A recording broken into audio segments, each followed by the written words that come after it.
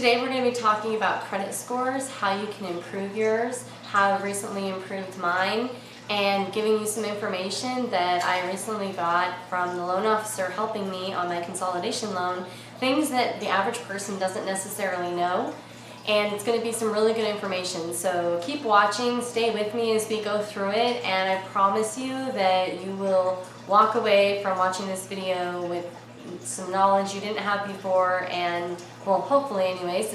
If you do already know this information, that's great. That means you're ahead of the average person and you're doing a lot of good things for your finances. Looks like my little one's here to join us for the video. Her name is Roxy. Say hi, Roxy. Hi. So anyways, let's go ahead and get started. I did an earlier video on credit cards and how to pay off your credit card debt, but I actually have kind of changed my course of action, and rather than paying each individual credit card company and paying enormous amounts of interest, what I did was I found out some information. I spoke to the loan officer at the credit union that I bank with, and I found out about how I could do a consolidation loan. So to put it into perspective for you, I had 4 credit cards, and one of them was at about a 23% interest rate. I know, ridiculous, crazy high interest rate. It was one of those ones where I got it years ago because they were offering a special 0% APR on balance transfers. So what I did was I thought I was being smart, and I transferred the balance from another card or other cards onto that card, thinking, okay, well now I'll have 0% for a year and I can pay off, as you know, it was 6 months or a year, I can't remember, but I'll pay off as much as I can and I'll save money, right? This is what I was thinking. But I did what the average person often does, which is what these credit card companies are hoping you'll do, and that's that I made a balance transfer onto that card for the 0%, and then continue to rack up more charges on the other cards that were now a zero balance. So I ended up with more debt in the long run, and then what happens to that 0% introductory offer for 6 months, a year, however long they're offering it for, is it'll skyrocket to something like what I have now, a 23% interest credit card, which is crazy. You don't want to pay that. So anyways, I had a 23% card, I had 2 cards at about 14-15%, which is still really high, and then I had 1 card at 9.5%. So I was able to consolidate all 4 of those credit cards and their balances into one signature loan at an interest rate of 9.1%. So total, I am now going to be paying an interest rate lower than my lowest interest rate credit card. So as long as I don't rack up any debt on those credit cards, which is not an option for me at all, I'm not going to be using those cards, then as long as I don't rack up that debt, I will save so much money in interest payments. Plus, the best part about it is that by switching my credit from what's credit cards, which is considered revolving credit, I switched it to what's considered installment credit, because I now have a flat, fixed payment that I have to make every month towards the loan, signature loan, and so it's considered an installment loan, not revolving credit. By doing that, my score is going to increase probably by about 40 points just by me doing that. And then as I pay off my debt, it's that number is going to continue to go down and my credit score is going to continue to go up. So what I want to talk to you about today is what makes up your credit score. And he wasn't able to let me take the information home. He was showing me some paperwork. So I got really excited when I saw it, and I just asked, well, do you mind if I at least write it down? Now, I wanted to do a video on this to share with you what makes up your credit score so that you can figure out the best way that you can increase your credit score. So to start out, let's see, write this here.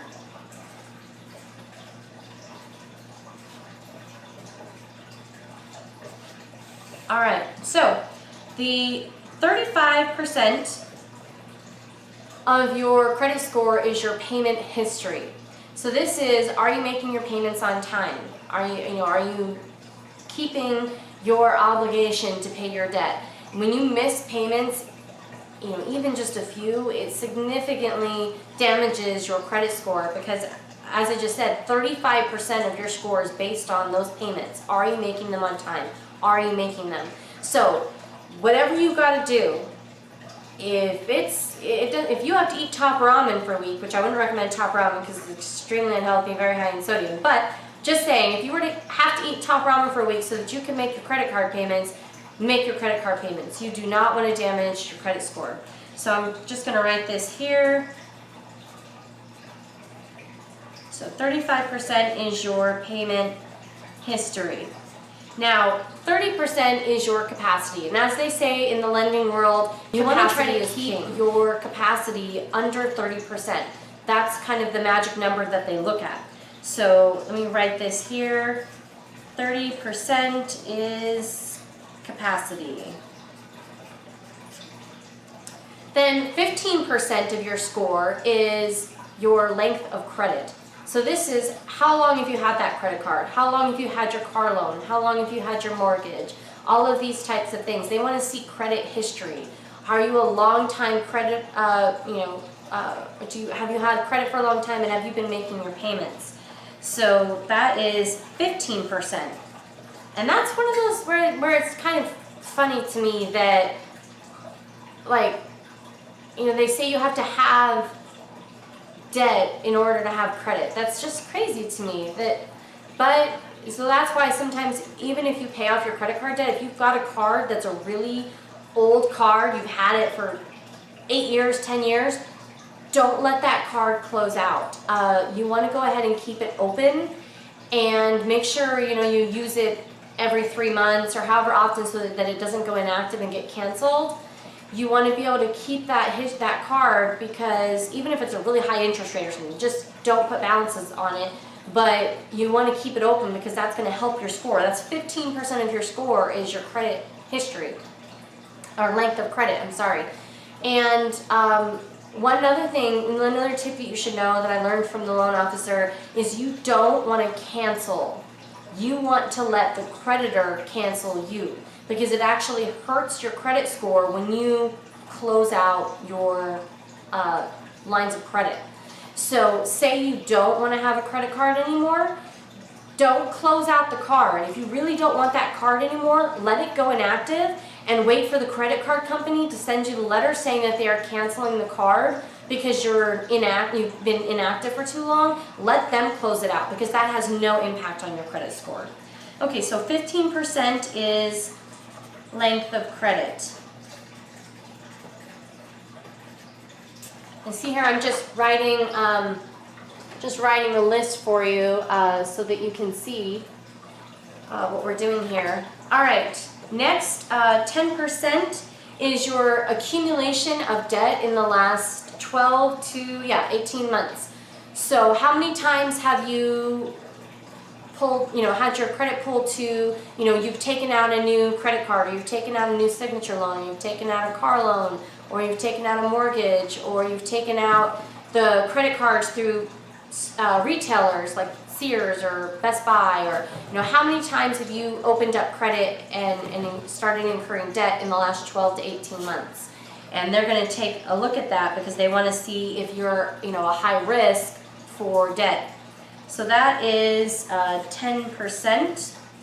So that includes your number of inquiries, and that's why you have to be careful about when you get your credit pulled, when you approve for your credit to be pulled, because if you have your credit pulled so many times in a short period of time, it does negatively impact your score.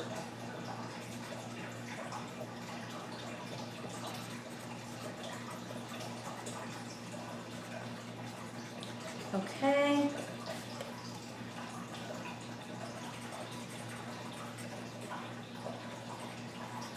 Last 12 to 18 months. Okay. Next is 10% of your credit score is your mix of credit.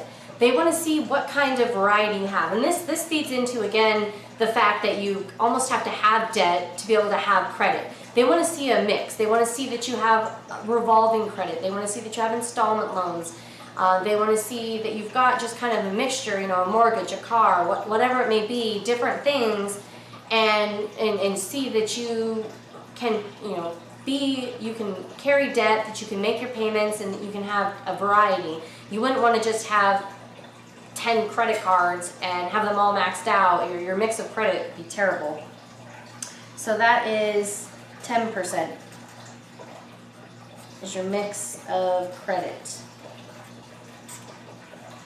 All right, that pretty much, that makes up all of your credit score. Let me show this to you again. So in your credit score, you have 35% payment history, 30% capacity, 15% length of credit, 10% amount of debt opened up in the last 12 to 18 months, and 10% is your mix of credit.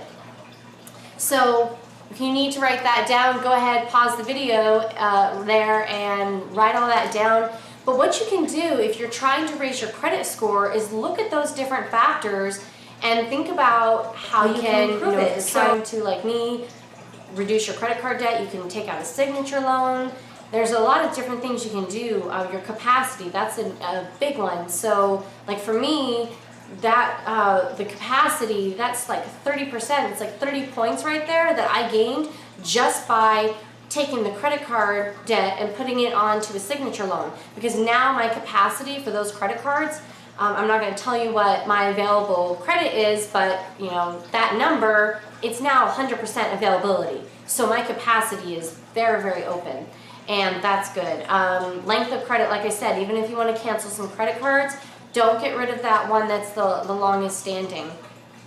And something else that was really exciting when I went to the bank, you should seriously talk to your loan officer at your credit union or your bank, wherever it is that you do your financing, and talk to them about refinancing. So when I got a new car, 2014 Nissan Altima last summer, and when I financed that vehicle, my credit score was lower than it is now. So the loan officer, awesome guy that he was, he talked to me and he said, your credit score has improved since you took out this loan. Let's talk about refinancing you. So he did. So after we did the paperwork for the signature loan, we refinanced my vehicle for 2% less interest than what I was paying.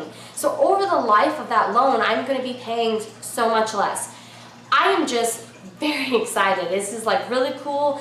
I feel really motivated about paying off my debt because now I've got the credit cards consolidated at a low interest rate onto a signature loan. So I'm going to focus on that. And what I also highly recommend is if you've got debts to pay like that, then you want to focus on one, if it's your highest interest rate item, whatever that may be, and put as much money towards it as you possibly can. And what you're going to want to do, if you have extra money, do your budget, figure out how much extra you have a month that you can put towards debt, and then make it automatic. That's recommended by a lot of financial advisors, that you just make it automatic. And that you don't even give yourself the opportunity to spend that money, that you just go ahead, make a bill pay payment or auto transfer of some sort, and pay that extra money to your debt so that it's almost like just like a bill at that point. So you're not going to be tempted to spend that money because it's already automatically coming out of your account. So you just need to make sure that you don't overspend in your account and the money's there to withdraw. So that pretty much concludes what I want to talk to you about today. And I do want to state that I am not a financial advisor. I am not a financial planner. I am just another person like you who's trying to get out of debt, who's trying to save money, and I want to share all of these things with you and what I'm doing. So I am by no means an expert, and maybe you disagree with the things that I've said. That's just fine. Do what works for you. There's a lot of different ways that we can all get to the same end goal, which is to be frugal, live smart, spend smart, and live happy. And it's just about making small changes. I really truly believe in that. And I really want to encourage you to look at your debt, look at your credit, and pull your credit score and find out what it is and see how you can improve it. Because maybe if you're like me, you want to buy a house. I have goals and dreams that I want to achieve, and if my credit score isn't great, then I'm not going to be able to get the financing that I'm looking for.